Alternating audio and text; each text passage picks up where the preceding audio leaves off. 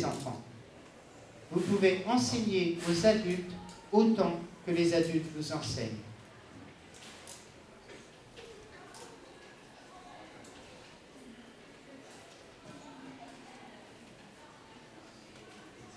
Comment? C'est simple. Il y a une phrase qui dit, vous avez certainement entendu cette phrase, ne fais pas aux autres ce que tu n'aimerais pas qu'on te fasse. Tout le monde a entendu au moins cette phrase une fois dans sa vie. Moi, je l'ai entendue quand j'étais enfant, moi, des milliers de fois. Pourquoi?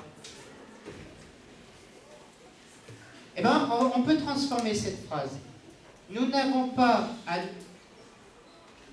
Ne te fais pas à toi-même ce que tu n'aimerais pas que les autres te fassent. Ne te fais pas à toi-même ce que tu n'aimerais pas que les autres te fassent. Parce que très souvent, on agit envers soi comme on agirait envers la personne qu'on aime le moins. Je vais vous expliquer ça plus clairement. Tiens, depuis le temps que tu veux bouger, je vais te faire bouger. Viens avec moi. C'est comment ton prénom? Elias, le futur universitaire. Elias, moi, on s'est rencontrés pour la première fois aujourd'hui. Hein. On a parlé pas beaucoup ensemble. C'est un peu discuté, mais bon, c'est pas méchant. Hein. On est potes quand même? Non, je dis non. Moi, voilà, je dis, Elias, voilà. Je vais vous conseiller une chose. Elias, c'est mon meilleur ami. Elias, c'est quelqu'un que je respecte. C'est quelqu'un en qui j'ai confiance. C'est quelqu'un de bien, vraiment quelqu'un de très bien. Et je vous conseille une chose, c'est d'être ami avec Elias. Est-ce que, sincèrement, est-ce que, dans la rencontre que j'ai eue avec Elias, je suis capable de vous dire ça aujourd'hui? Est-ce que je peux vous dire ça? Non? Pourquoi? Pourquoi non? Qui c'est qui a dit non? Vas-y, dis-moi pourquoi. Voilà, parce que je ne le connais pas. Alors je ne peux pas vous dire que c'est quelqu'un, même si c'est vrai, hein, tout ce que j'ai dit, je ne peux pas vous dire que c'est quelqu'un qui est respectueux, que c'est quelqu'un en qui j'ai confiance et que c'est quelqu'un de bien. Je n'ai aucun doute qu'il le soit, mais ça, je ne peux pas vous le dire. Je peux vous dire que c'est mon ami. J'espère qu'on le deviendra un jour, mais pas pour l'instant. Je te remercie. Très souvent, que ce soit les enfants ou les adultes, on se présente de cette façon-là aux gens. Ce qu'on appelle implicitement. Ça veut dire quoi? Vous connaissez le mot? Non? Ça veut dire que c'est pas, on ne le dit pas, mais dans la façon dont on est, dont on agit, c'est exactement ce qu'on veut dire. Et moi, c'est comme si je me présentais envers vous, et c'est comme ça que j'étais avant, disant voilà, je m'appelle Dan, je suis quelqu'un que je respecte pas, je suis quelqu'un en qui j'ai pas du tout confiance, je suis quelqu'un que j'aime pas du tout, je suis pas du tout mon ami,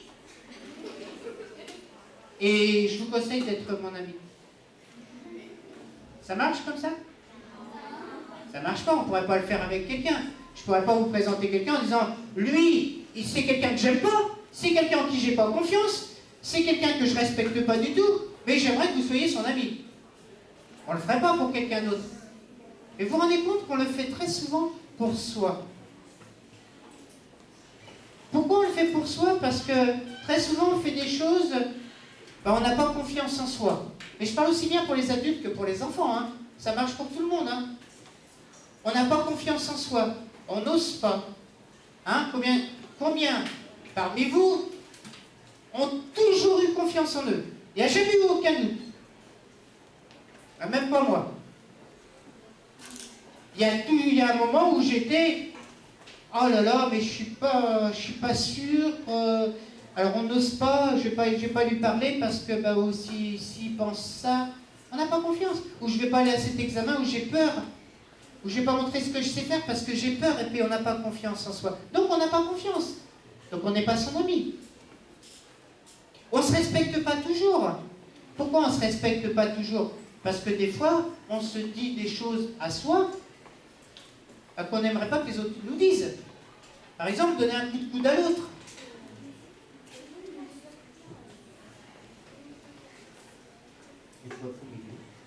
Voilà. C'est pas gênant. Très souvent, on ne se respecte pas. On ne se respecte pas. Quand les grands ou les... à partir d'un certain âge, moi je vous dis ça parce qu'il y en a qui ont 12 ans un peu, parmi vous, 12 ans et plus. Non, 10, 11. Moi j'ai commencé très très très jeune à boire de l'alcool. Vraiment très très très très très jeune. Hein? Pas à 11 ans, mais à 12 ans. Ma fille, quand je lui ai dit ça, un jour elle avait 12 ans, elle m'a fait « Mais c'est mon âge, je suis une petite fille. » Et oui, des fois, même quand on est des petits garçons, encore des petits garçons, bah, elle arrive qu'on fait des choses parce qu'on est entraîné par les autres. Alors, on ne se respecte pas parce qu'on ne fait pas des choses qu'on aimerait faire. On fait des choses parce que les autres nous disent « Mais si, vas-y! Mais si! Oh bah tu vas bien fumer une cigarette! Oh bah tu vas bien boire... Allez !» Et puis on n'ose pas dire non. Et là, on ne se respecte pas. Et donc, on n'est plus son ami. Et le meilleur, vous savez, la personne avec qui on vit le plus, c'est qui? C'est soi. Moi, je vis le plus avec moi. Toi aussi. Tu vis le plus avec toi. Alors, vous savez, quand on est avec la personne avec qui on vit le plus, c'est quand même plus facile de vivre avec un ami qu'avec quelqu'un qu'on n'aime pas. Non? Alors, comment on va faire? Comment on va faire? On va commencer par se respecter soi-même. Ne te fais pas à toi-même ce que tu n'aimerais pas que les autres te fassent. Pourquoi? Parce que le premier devoir de l'enfant est de respecter les droits des autres. Simplement des bonnes raisons, j'en ai des milliers aujourd'hui. Mais simplement, on va prendre par rapport à celle-là. Si vous voulez que quelqu'un vous respecte vos droits, commencez premièrement par vous respecter.